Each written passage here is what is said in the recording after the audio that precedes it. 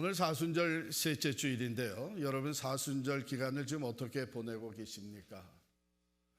제가 오늘 사석에서 대화를 나누면서 이 얘기들을 함께 나누게 됐어요. 그랬더니 자꾸 또 어떤 분들 조금 용기를 내서 사순절이기 때문에 평상시에 하지 않던 다른 일을 시도하고 있다고 나눴습니다.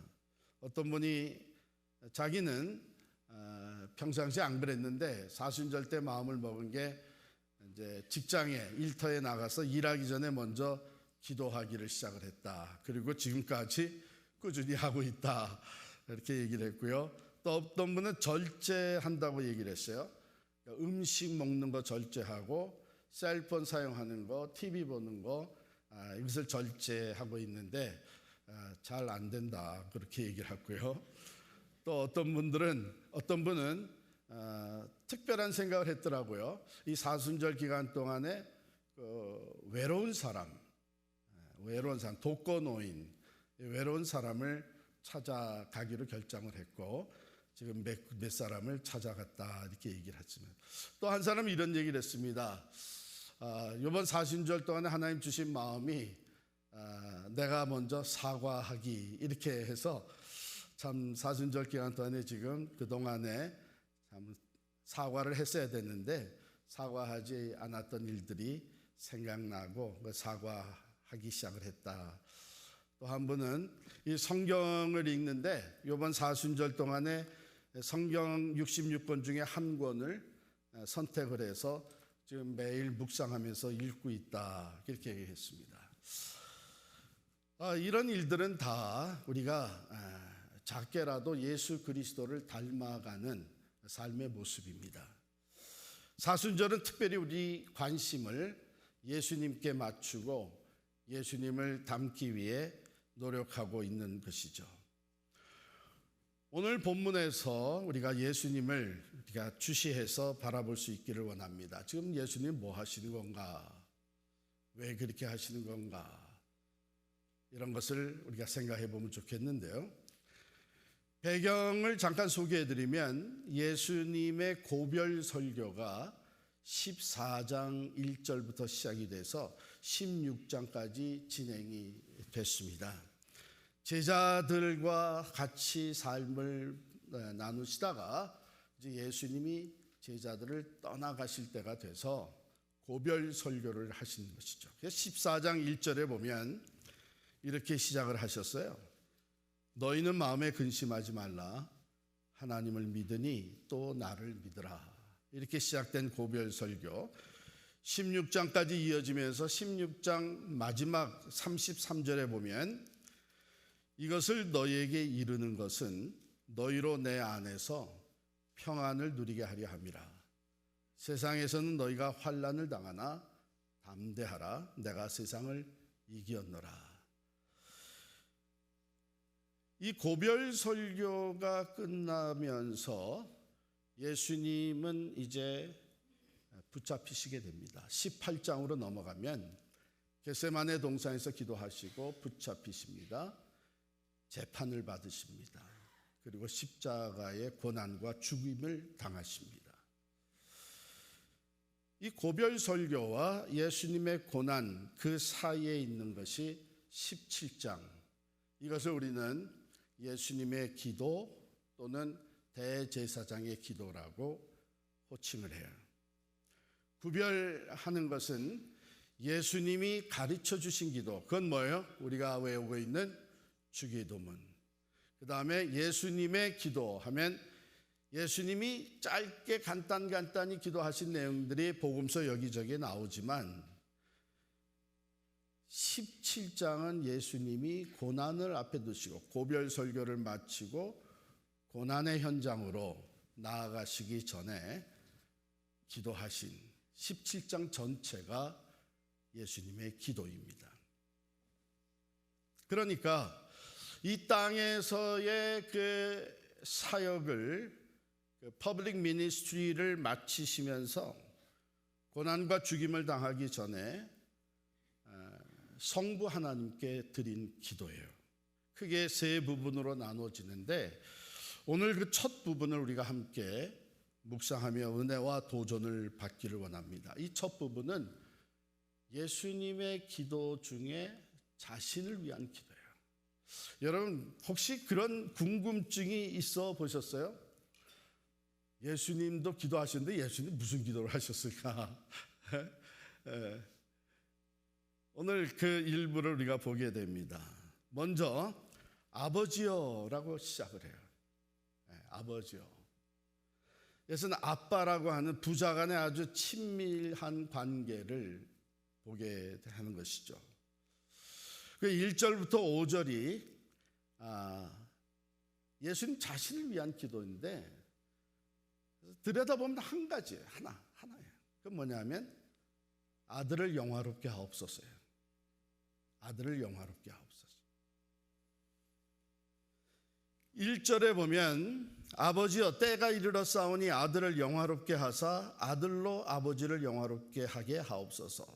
또 자신을 위한 기도의 마지막 부분 5절을 보게 되면 아버지여 창세전에 내가 아버지와 함께 가졌던 영화로서 지금도 아버지와 함께 나를 영화롭게 하옵소서. 이것이 예수님께서 이 땅에서의 모든 사역을 마치고 십자가의 죽음과 부활 그리고 승천하시기 전에 성부 하나님께 드렸던 기도입니다. 아버지 나를 영화롭게 하옵소서. 여기 영화롭게 하옵소서라고 하는 영화롭다고 하는 단어는요, 그 광채 또는 영광의 옷을 입는 모습을 말합니다. 예수님이 이거 한번 보여주셨죠. 그 영광 어디서 보여주셨죠? 세 제자, 12제자 중에 이너서클이라고 하는 베드로와 요한, 야고보를 데리고 변화산에 올라가서 변화된 모습을 보여주시는데 그때 광채 나는 모습을 보여주셨습니다. 한쪽에는 모세, 한쪽에는 엘리야가 있고 그 영화로운 모습. 사실 이것은 본래 예수님이 가지셨던 거예요. 본래 하나님과 동등하신 분으로 영원 전부터 누렸던 영광입니다. 그런데 예수님이 이것을 스스로 내려놓으셨어요. 제한시키셨습니다. 왜 그러셨나? 4절에 보면 이런 말씀이 나와요. 아버지께서 내게 하라고 주신 일을 내가 이루어. 이렇게 됐습니다. 성부 하나님께서 하라고 부탁하신 일이 있었기 때문입니다. 그 사명이죠. 그 사명은 무엇이었나? 2절로 거슬러 올라가면 아버지께서 아들에게 주신 모든 사람에게 영생을 주게 하시려고 만민을 다스리는 권세를 아들에게 주셨음이로소이다. 무슨 사명이에요? 모든 사람에게 영생을 갖게 하는 이 사명입니다. 그러니까 구원이죠. 온 인류의 구원을 이루시는 사명을 가지고 그것을 성취하기 위해 본래 하나님과 동등하게 가지고 있었던 영원 전부터 누리시던 그 영광을 스스로 내려놓으시고 이 땅에 한 아기로 탄생을 하신 것이죠. 그리고 그 사명을 위해 살아가신 것입니다. 3절에 보면 영생이라는 게 뭐냐 하는 것을 아주 간단하게 묘사해 주고 있습니다. 3절 말씀 같이 읽겠습니다. 시작. 영생은 곧 유일하신 참 하나님과 그가 보내신 자 예수 그리스도를 아는 것이니이다. 여기가 우리가 읽으면 그럼 그 knowledge, 아는 것으로 영생을 얻느냐 이렇게 생각할 수 있는데 히브리적인 표현에 안다고 하는 것은 관계를 의미합니다. 그래서 우리가 이렇게 얘기할 수 있어요. 하나님에 대해서 아는 것과 하나님을 아는 것과는 차이가 있다는 것이죠. 하나님에 대해서는 우리가 다양한 서적이나 경험을 통해서 하나님은 그런 분이시구나, 그런 나얼리지는 가지고 있을 수 있어요. 그건 하나님에 대해서 아는 거예요. 그러나 하나님을 안다고 하는 것은 하나님과의 관계가 형성이 되고 그런 말미암아 하나님을 경험하는 거예요. 그럼 예수님께서 영생을 얻게 하는 이 사명을 이루시기 위해 이 땅에 오셔서 한 것이 뭐냐? 하나님과의 관계로 들어올 수 있도록, 하나님을 알고 또 예수 그리스도를 아는, 구세주로 보내신 예수 그리스도, 성자 예수 그리스도와의 관계를 맺을 수 있도록 일하셨어요. 그래서 하나님에 대해서 가르쳤습니다. 하늘의 진리를 선포하시고 유일하신 하나님을 나타내 보여주셨습니다. 가르침으로, 그 권위 있는 가르침뿐만 아니라 하나님의 능력이 그를 통해 또 나타났어요. 기적과 표적들이 나타나요. 그래서 하나님을 바로 알고 하나님의 관계 속으로 들어올 수 있도록, 그래서 영생, 영원한 생명의 소울스가 되시는 그 하나님과의 관계를 맺고 그 라이프에, God's life에 participate 할 수 있도록, 참여할 수 있도록 일하셨어요. 그래서 그것은 어떻게 가능해지느냐? 예수님이 이렇게 선포하셨죠. 내가 곧 길이요 진리요 생명이니 나로 말미암지 않고는 아버지께로 올 자가 없느니라. 예수 그리스도를 통해서 하나님과의 관계가 회복되는 것. 그래서 영생은 곧 유일하신 참 하나님과 그가 보내신 자 예수 그리스도를 아는 것이니이다. 그래서 예수님이 이 땅에 오셔서 하신 일의 그 모든 내용들은 하나님을 바로 알고 하나님께로 나오게 하는 것, 그리고 자기 자신 예수 그리스도가 곧 길과 진리와 생명인 것을 알고 예수를 믿음으로 말미암아 하나님과 관계가 회복되게 하는 것이었어요. 이제 이 일을 예수님이 이루었어요. 그래서 하나님께서 4절에 보면 내게 하라고 주신 일을 내가 이루어 아버지를 이 세상에서 영화롭게 하였사오니, 하나님을 영화롭게 해드리는 것은 하나님이 나에게 맡겨주신 사명을 온전히 이루는 것이다. 예수님이 이제 그렇게 삶을 사로잡고 우리에게도 교훈을 주신 것이죠. 우리가 구원받은 자로서 하나님을 영화롭게 해드리는 삶은 우리에게 맡겨주신 일, 그것을 이루어 드리는 거예요. 그 일이 어떤 일이에요? 복음을 전하는 일. 잃어버린 영혼들이 예수를 알고 예수를 통해서 하나님과의 관계가 회복되게 하는 일. 그것이 가능해지도록 우리가 다양한 방법으로 예수를 전하고 예수의 증인이 되고 또 예수의 복음을 선포하는 전도와 선교의 일이죠. 이 일을 통해 우리가 하나님을 영화롭게 해드립니다. 그런데 우리 각자를 그 목적을 위해서 하나님이 사용하는 방법이 다 다르다는 것이죠. 그래서 전도하는 방법이 다르고 선교하는 길이 다르고, 우리는 그것을 각자를 향한 소명을 발견하고 그 일을 이루어 감으로 말미암아 하나님을 영화롭게 해드리는 거예요. 하나님을 영화롭게 해드리는. 자, 예수님 바로 이 일을 위해서 창세 전부터, 영원 전부터 하나님 아버지와 동등하게 누리고 있던 그 영광을 내려놓으신 것이죠. 사도 바울은 이것을 빌립보서 2장 6절 7절에 보면 이렇게 설명을 합니다. 그는 근본 하나님의 본체시나 하나님과 동등됨을 취할 것으로 여기지 아니하시고 오히려 자기를 비워 종의 형체를 가지사 사람들과 같이 되셨고, 그 영광을 다 내려놓고 제한시키고 사람들과 같이 되셔서 하나님이 주신 사명을 다 이루어 오신 그 예수님이 이제는 하나님 아버지께 무엇을 요청합니까? 그 영광을 다시 누리게 하옵소서. 그 제한시켰던 하나님의 사명을 위해서 내가 내려놨던 그 영광을 다시 찾을 때가 왔다고 이제 인지하시고 아버지께 구하는 거예요. 이제 내가 맡겨주신 일을 이루었으니 이제 다시 나를 영화롭게 해 주십시오. 이 영화롭게 해드린다는 것은 그 성부 하나님의 영광, 전에부터 영원히 누리게 되었던 그 영광을 다시 회복하는 거죠. 그런데 그 과정에 반드시 지나가야 될 일이 있었던 것이죠. 그것이 뭐냐 하면 고난의 잔을 마시는 겁니다.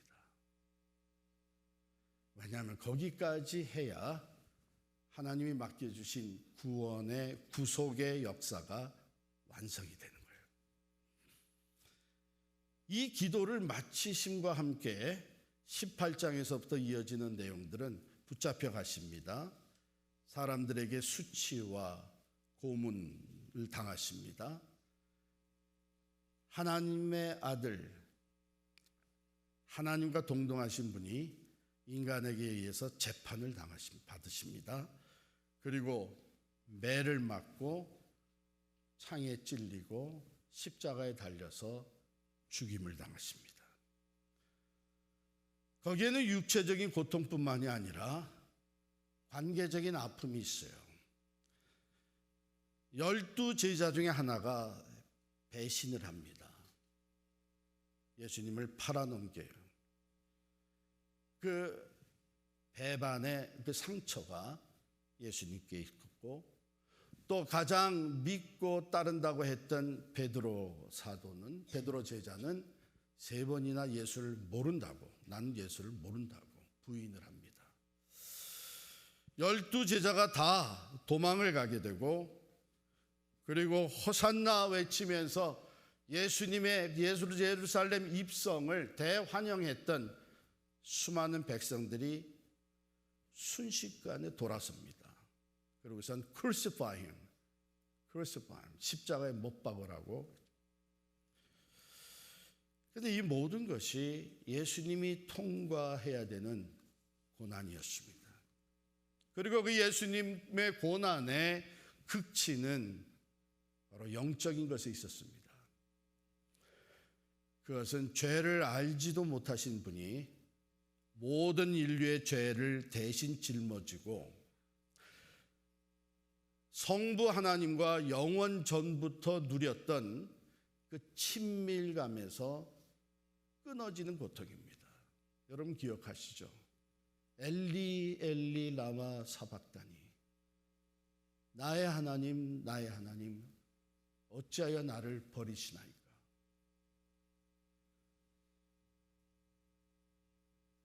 창세 전부터 아버지와 누렸던 영광을 생각해 보면 가장 치욕적이고 고통스러운 죽음이었습니다.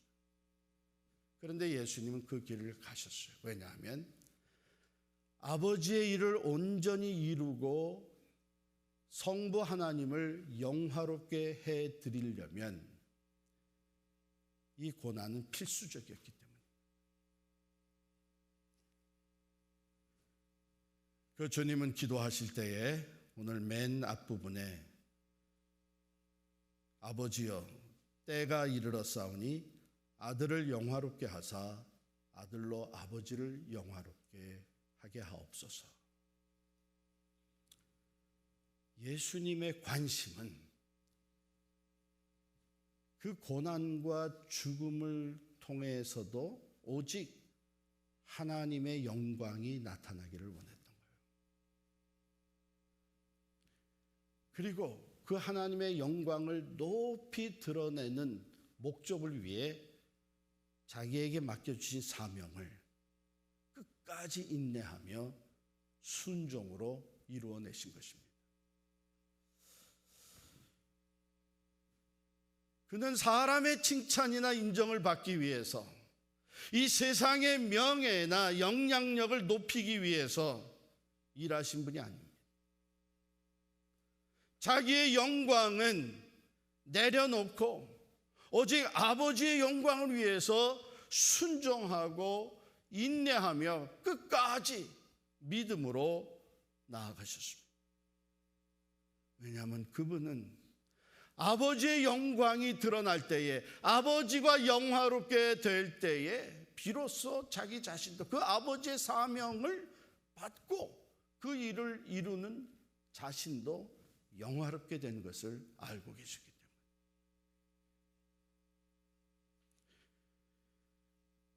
그래서 빌립보서 2장 8절부터 11절에 보면 사도 바울이 이렇게 설명을 이어갑니다. 사람의 모양으로 나타나사 자기를 낮추시고 죽기까지 복종하셨으니 곧 십자가에 죽으심이라. 이러므로 하나님이 그를 지극히 높여 모든 이름 위에 뛰어난 이름을 주사 하늘에 있는 자들과 땅에 있는 자들로 모든 무릎을 예수의 이름에 꿇게 하시고 모든 입으로 예수 그리스도를 주라 시인하여 하나님 아버지께 영광을 돌리게 하셨느니라. 아멘. 그렇습니다. 고난을 통과함으로, 고난과 죽음을 통과함으로 아버지의 일을 온전히 이루어 드릴 때에 하나님의 영광이 높이 드러나게 되고 그 하나님이 그리스도를 영화롭게 해 주실 것을 믿음으로 바라봤습니다. 여러분, 우리가 예수 그리스도를 닮아간다고 하는 것은 이것을 우리가 깨닫고 따라가야 하는 것입니다.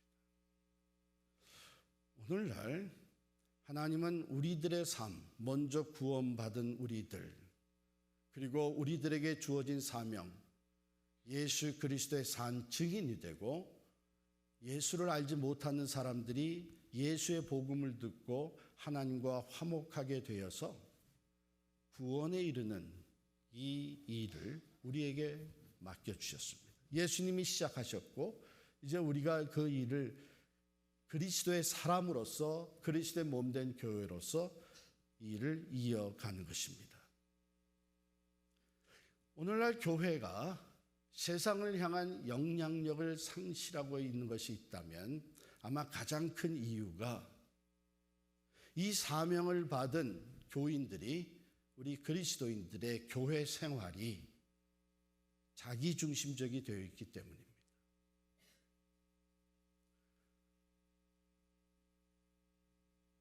마치 그 컨슈머리즘에 빠져 있는 그냥 그 모습대로 교회도 내가 샵어라운드 할 수 있는 것으로 생각을 합니다. 그래서 어디서 내가 더 많은, 더 좋은 유익을 얻을 수 있느냐, 어디 가면 내가 더 인정을 받을 수 있겠느냐, 어디서 내 영향력을 발휘할 수 있겠느냐, 즉 바꾸어서 얘기하면 내 자신의 영광을 위해 교회 생활을 한다는 것이죠.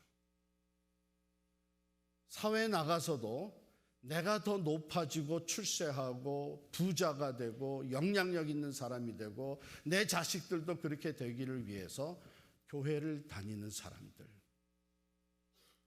본질적으로 우리에게 맡겨주신 사명은 망각하고 내 영광을 위해서 살아가는 교인들이 너무나 많습니다. No wonder.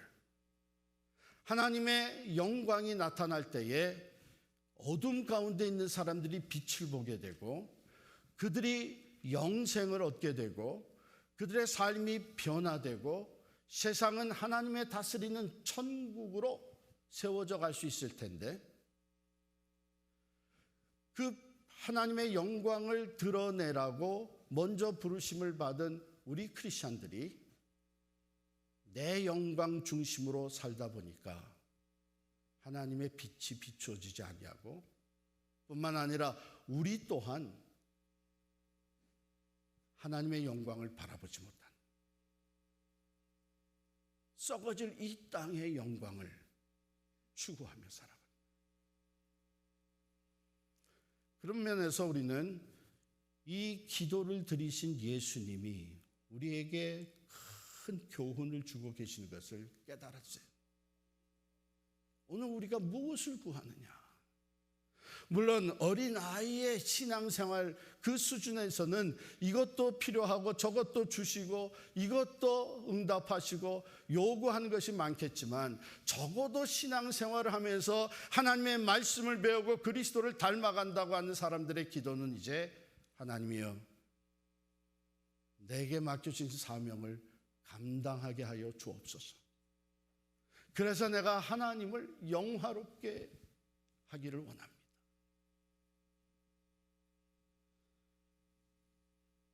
그 과정에는 고난이 있는 것이죠. 하나님의 말씀대로 살면서 또 예수를 증거하는 전도자의 삶, 또 선교적인 삶을 살리니까 때로는 억울한 일도, 손해보는 일도, 희생하는 일도 생기게 되는 것이죠. 오늘날 교회들은 성도들에게 믿음의 인내와 희생을 가르치는 것을 주저합니다. 왜? 떠날까 봐. 내가 이렇게 희생하려고 교회 나오나? 교회가 여기만 교회인가? 헌금합시다, 봉사합시다, 전도합시다, 선교를 위해서 시간을 내십시다, 배웁시다, 실천합시다. 그게 싫은 거예요.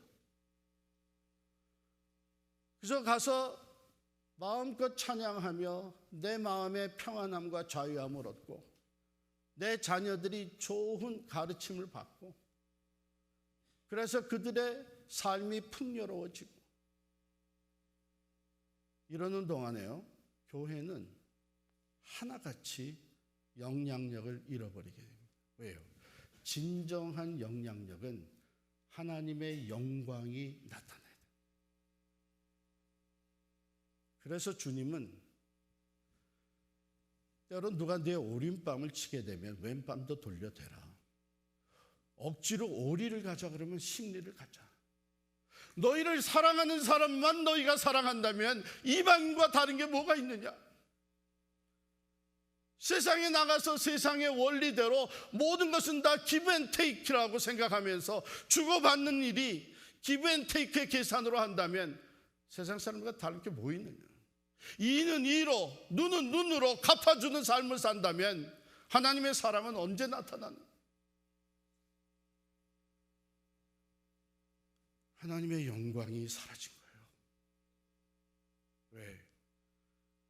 말씀대로 순종하고 사랑을 위해 희생하고 복음을 통해 영혼 구원을 위해 내가 헌신하는 일들이 점점 사라지고 있기 때문에.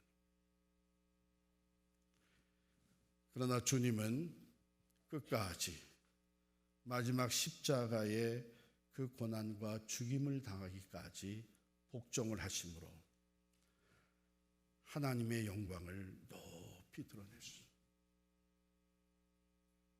그리고 하나님은 그를 영화롭게 해 주셔서 그 앞에 모든 무릎이 꿇게 하시는 것입니다.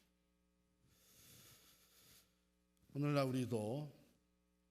우리가 하나님의 말씀에 순종하고 우리에게 맡겨주신 이 선교적 삶, 예수 그리스도의 복음을 전하며 예수의 산 증인, 우리의 삶으로 우리의 입술로 예수의 산 증인 되는 일을 위해 헌신하고 나아갈 때에 하나님이 영광을 받으시고 그 하나님이 우리를 영화롭게 해 주시는 줄을 믿습니다. 우리 사순절에 이것을 닮았으면 좋겠어요. 사도 바울은 이것을 닮아 빌립보서 1장 20절 21절에 이렇게 얘기를 합니다. 나의 간절한 기대와 소망을 따라 아무 일에든지 부끄러워하지 아니하고 지금도 전과 같이, 지금이 어디, 지금 복음을 전하다가 로마 감옥에 갇혀 있는 그때에 지금도 전과 같이 자유롭게 다니면서 선교할 때와 같이 온전히 담대하여 살든지 죽든지 내 몸에서 그리스도가 존귀하게 되게 하려 하나니 이는 내게 사는 것이 그리스도니 죽는 것도 유익함이라. 예수를 위해 살다가 예수를 위해 죽게 되면 예수의 영광에 동참하게 되는 것이죠. 나를 위해 살다가 나로 인해 죽게 되면 하나님의 영광은 전혀 나타나지 않습니다. 그러므로 십자가의 고난이 예수 그리스도를 영화롭게 하는 것인 줄을 깨닫고 주님은 기도하셨어요. 아버지여, 때가 이르렀사오니 아들을 영화롭게 하사 아들로 아버지를 영화롭게 하게 하옵소서. 베드로전서 4장 13절은 이렇게 기록하고 있습니다. 오히려 너희가 그리스도의 고난에 참여하는 것으로 즐거워하라. 이는 그의 영광을 나타내실 때에 너희로 즐거워하고 기뻐하게 하려 함이라.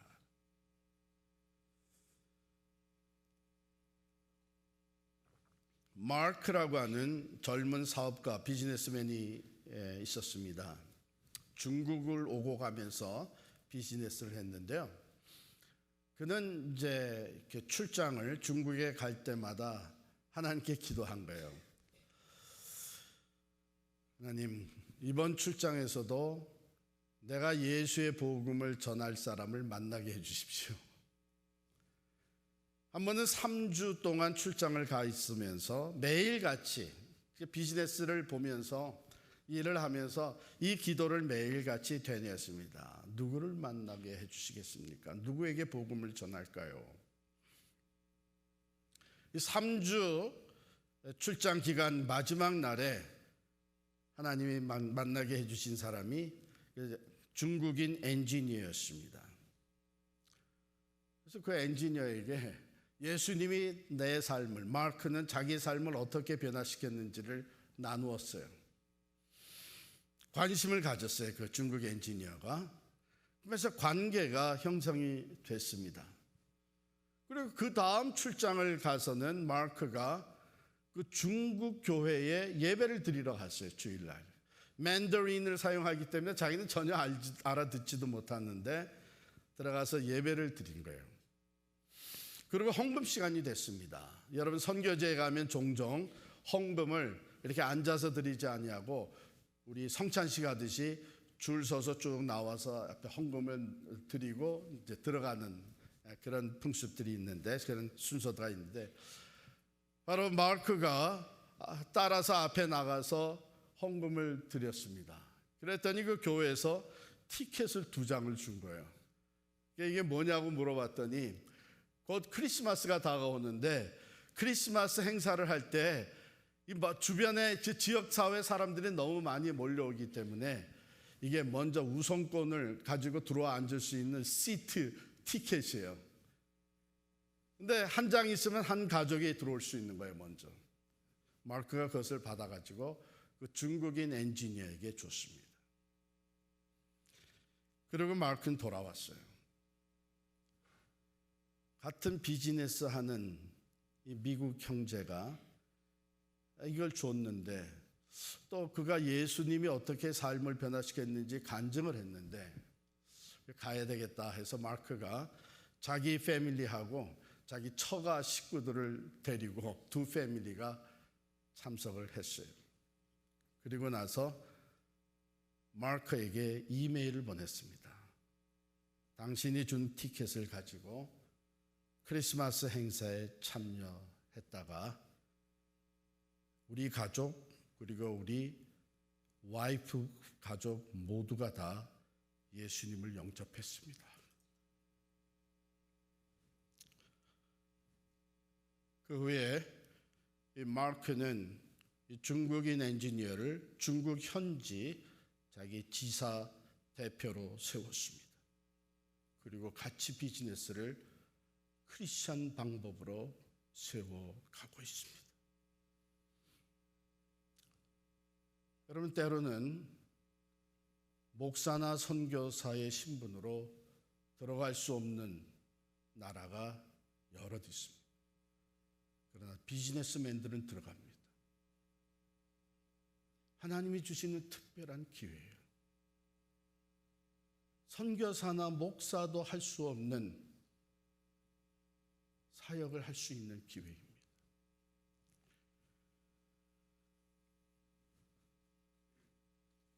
이번 우리 3월 15일부터 갖는 미셔널 철치 컨퍼런스는 9 to 5, 하나님이 우리에게 주신 일터, 우리가 가장 하루에 많은 시간을 보내고 있는 그 일터가 우리에게 맡겨주신 선교지라는 것을 우리가 깨닫고, 거기서 어떻게 그리스도의 향기로, 거기서 어떻게 선교사적인 삶을 살아낼 것인지를 배우고 실천하는 것이 목적입니다.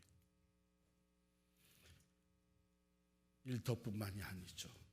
우리가 살아가는 삶의 모든 영역이 바로 우리에게 맡겨주신 선교지입니다.